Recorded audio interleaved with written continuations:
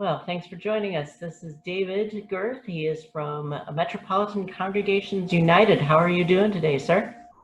Well, I'm doing well. Lots of bad news in the world in general, and especially the last couple of days. But I feel like we're definitely folks watching this are folks who are basically hopeful folks, and also folks who are ready to put their hands and their hearts to work that will actually have a positive impact around some of the things that we're facing right now. So that makes me happy. Really appreciate that. Tell me about MCU. How did it get its start? We started really pushing 30 years ago. In the early 90s, there were folks, including a number of Catholic folks in town, who had been involved in community organizing, especially neighborhood-based organizing, and they were interested in having a faith-based component to that. And so they connected with MCU's national network, Gamaliel, and sort of started connecting and started bringing some of the basic tools of community organizing, relationship building, introducing congregations more deeply into their own communities with a listening ear for what was going on. And a lot of that was happening actually around St. Pius, as the neighborhood around South Grand was really kind of in an uncertain state at that point. And so the parish was trying to figure out what to do, and their listening helped them realize that there was a changing neighborhood that was actually going to be really interesting, sort of leaning into ministry with and among recent immigrants might be life-giving. And so that's one of the birth stories of MCU, that it was really very much a congregation finding its way in its own neighborhood and building relationships. And then it kind of grew out from there. And That's funny, because I think there was a little space of time where I was attending St. Pius before I moved to Cincinnati, and I remember going to one of those meetings. Now that you mention it, real high energy, high spirit, and like there are things we can do when we work together. Yeah.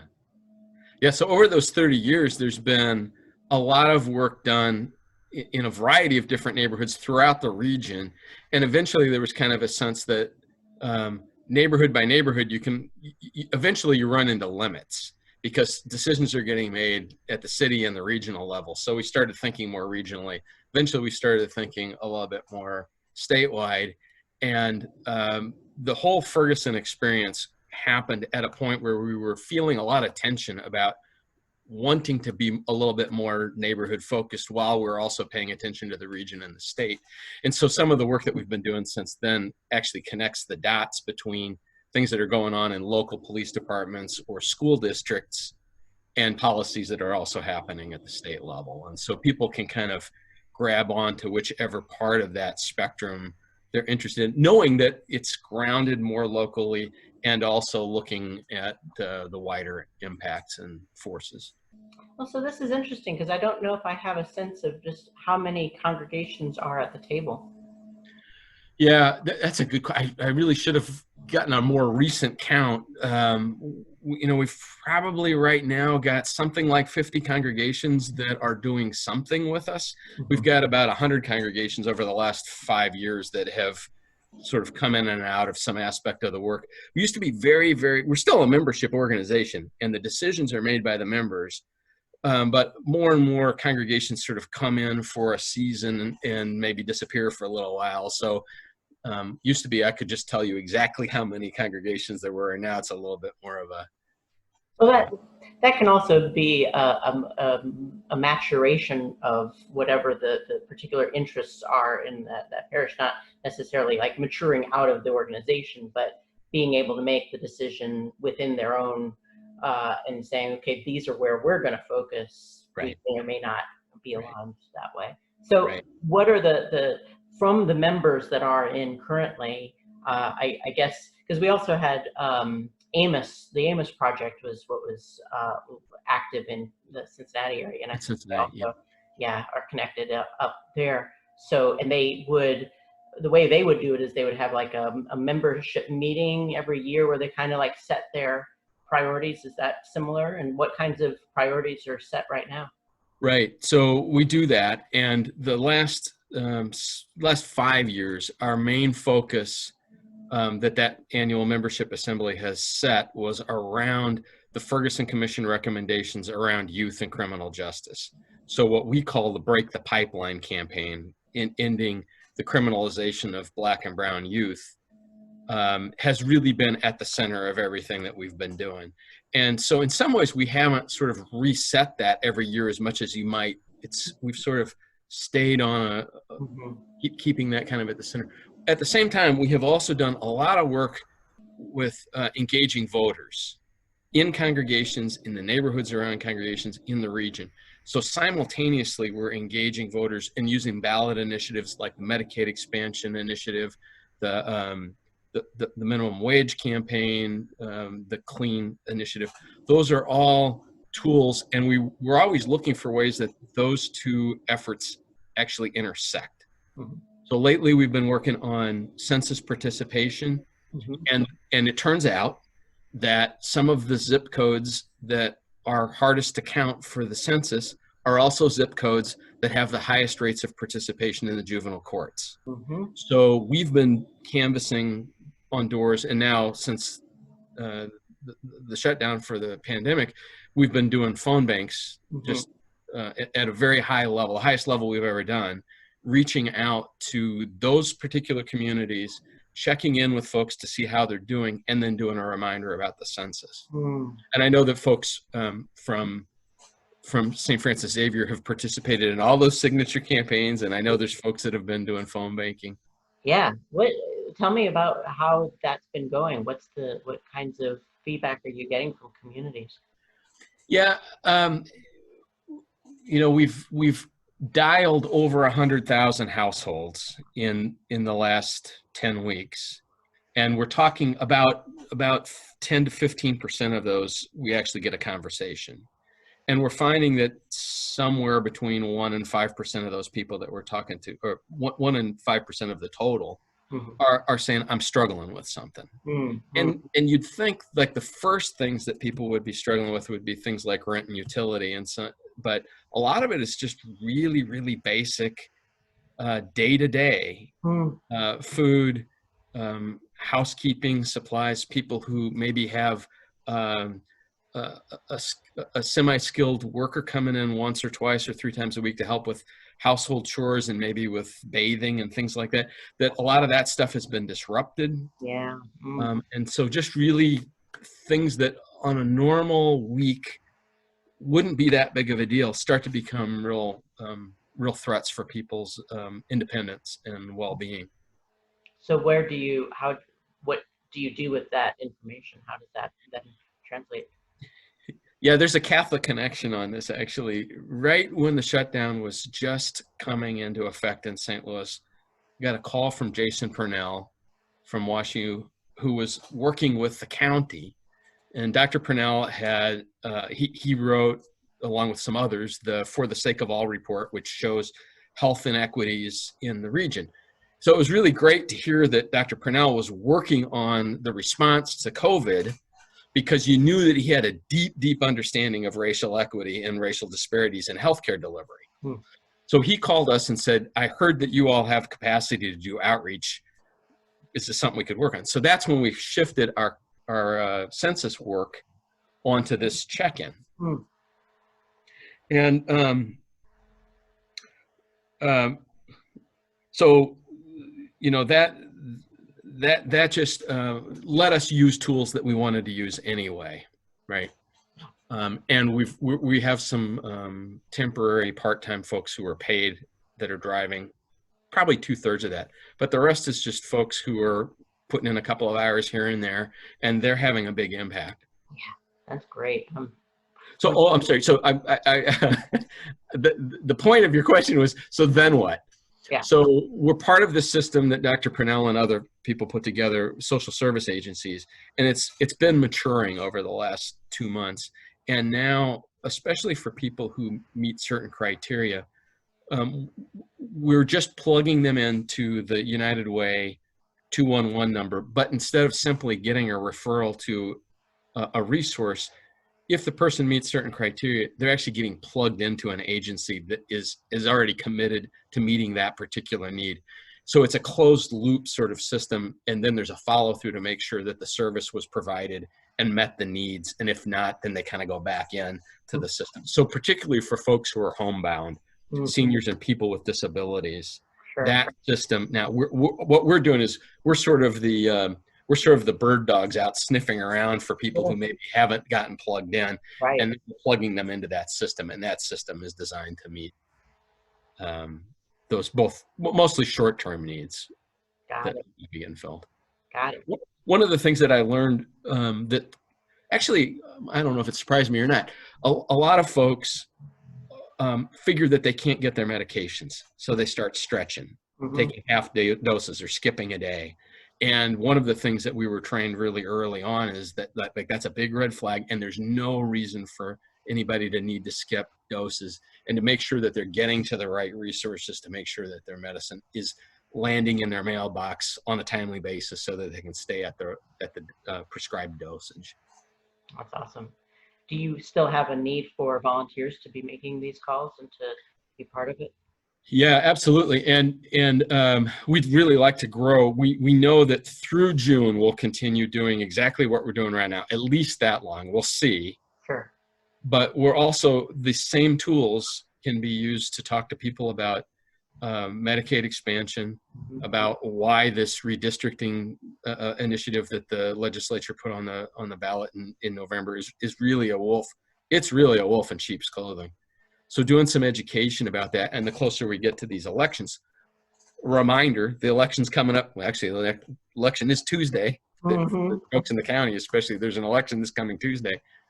Make sure that folks are remembering that, and that they're aware of what the mechanisms are to participate if it's early enough that they can still vote absentee, and navigating all of that complicated system. So we're going to be doing that kind of work from now through November, and really beyond. It's something that we want to just have an ongoing outreach into the community, but we're focused on the June, August, and November elections and those ballot initiatives. Yeah, one step at a time. And the welfare checks. All of that is going on, and and we're a long way from meeting all the need to do that outreach. So I know that there's this whole Gamaliel and similar type of outreaches in other parts of the country. Do you check in with other folks on the national scale or region by region and get some insights into best practices, or what are you learning from others? Yeah, I know that you've had this experience at College Church, that the shutdown created some real obstacles to just how you meet and how you gather and how you worship. And then along the way, you found there are things that we can do now that we didn't know how to do before. And so there's some blessings. And so everybody, across the world was saying, how do we meet? And organizers were saying, how do we actually engage people and plug people into meaningful change work? So everybody was saying, how do we organize digitally? That was the big question in March. How do we organize digitally? And we knew that there were tools that we had played around with before, but now there was a kind of a real deep motivation to use those. So way beyond just Zoom and other kinds of video conferencing tools. Like when these phone banks, there's a staff person who builds a list, and you call through that list. So if you're a phone banker, you get a list. But there are tools that let you build the list of the people that you want to talk to. So let's say you're really motivated to get Medicaid expansion passed in August. After 8 years of trying, we're going to finally do it in August. Well, there is a tool that lets you take all of your social media contacts or your address book in your phone and build your own list. And we connect you to this, it's sort of a database. It keeps you in control of your records, but it lets us know who have you talked to. And then there's a coordination among all the people at College Church who would participate and say, I want to do outreach to my relationships, my friends and family about Medicaid expansion, but I'm going to build my own list. And then we coordinate those lists, and we know who has been talked to. Right. Yeah. Now that's a tool that we just dabbled with, and we think this is a great year because people are looking for ways to stay connected, and people are using their technology maybe more aggressively, even more on a daily basis than they might have otherwise. But we learned about how valuable that is from our organization in Wisconsin, Hmm. who's done a lot of criminal justice work, and they have a major effort that is organized by formerly incarcerated adults. It's Mm-hmm. called Expo, and we're building an Expo chapter here in St. Oh, Louis. okay. Formerly incarcerated adults. Well, what they've done in Wisconsin, they have a goal of 1,000 people building their own little list Hmm. for issues that are going on in Wisconsin. And they've got people who are actually still incarcerated participating. You Wow. think about how do you involve people who are maybe not showing up in the pew? Mm-hmm. So formerly incarcerated people may not be plugged into some of the social networks that Right. folks at College Church are plugged in. Maybe some, but maybe not as much as we'd like. And certainly we've got very limited relationships with people who are currently incarcerated. Right. These are tools that actually, because of natural networks, start to reach into parts of the community that we might not otherwise be getting to, because I know somebody who knows somebody who knows somebody. Right. Right? And we learned about the fact that their goal is that 25% of those 1,000 people statewide will be formerly incarcerated. Mm-hmm. So you think about like who's put at the center of the organizing is people who are impacted directly. Yes. And these are digital tools that are taking advantage of the moment that we're in to do something that we maybe wouldn't have had the clarity Right. or the creativity to do before the crisis. Wow. And we learned about that from our friends in Wisconsin. That's incredible. So that actually leads into the question on where things are at with you and the work around criminal justice. You're starting an Expo chapter. That's something that's current. What else is happening on that work? Well, two things that I'll mention right now. The youth focus of our work has been around reforms in the juvenile courts, particularly in the county. That's been a years-long process where we've seen some pretty significant improvements, and we've been really working with the courts around changing basic rules and making sure that the youth who are being detained right now, any of them who can be released are being released, and those who are being detained are in as safe circumstances as we can have. But just as all of this happened, we've been building what's called a participatory defense program. It's a national model, and we're kind of the local hubs for it, where families who are involved in the juvenile courts meet on a weekly basis to provide resources to each other. Not legal advice so much as just a basic support and navigation, who to talk to, who not to talk to, where do we go for resources, that sort of thing. So that participatory defense helps people in a system that's really not designed for transparency, for clarity. It's supposed to kind of keep you back on your heels and keep the people with the resources in control. So the more that we have families up to speed and they know how to navigate and know what their rights are a little bit more, the better outcomes that they're getting. So that's on the youth side, that's really at the heart of what we're doing. So we have an organizer who's just focused on building those teams, and I'm sure they'll sort of rise and fall based on participation from families and families who are able to provide more leadership while their children are in. Some of those parents, actually the organizer we hired, her son has been in the system, and as he got farther through the system, she was able, while your child is in the system, you may be pretty well overwhelmed. Plus, it may not feel very safe to be raising issues about the system while you're in the system, right? So as her son has been moving through the system, she became bolder and bolder about talking about her experience, and eventually she became our organizer to work with those families. How did you get involved in this work? It's an Ignatian story. Aren't they all? I was working at St. Louis U, and I got exposed to the exercises, and I did the exercises in daily life almost, I don't know, almost 20 years ago, 18 years ago, maybe. And it pushed me to get more deeply involved in organizing as a layperson.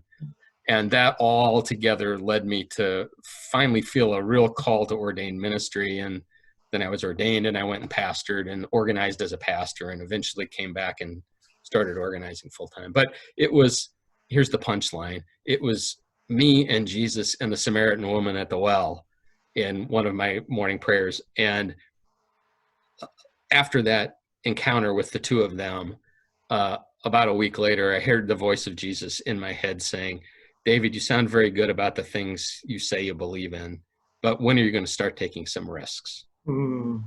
And it was bad timing, because I was really getting a lot of exposure to MCU at the time. So there were no shortage of opportunities to take risks. And anyway, this is where it really came to a head. It was the first time I went to one of those big meetings, and there was a commitment card, and two of the commitments sounded pretty safe. And I really wanted to check those. And the one that seemed the least safe, I was really avoiding. And then I was like, okay, but if I don't check that box, that's the risky one. Jesus is coming back, and we're going to have another conversation. And I better just check the box right now. So it was one of those, like, sometimes those actual check the box decisions are life changing. And it was for me anyway. That Jesus, he's a tricky fellow. Yes. And persistent and incredibly patient, at least with me. Well, David, thank you for your time today. I really appreciate it. Absolutely. I'm going to put the information about MCU in the comment section so that people can connect up and let everybody know how to get involved. This is going to actually be next Wednesday, so it'll be past the election, but there will be other elections, so there'll be time to get connected. Thanks so much. Absolutely. Thank you.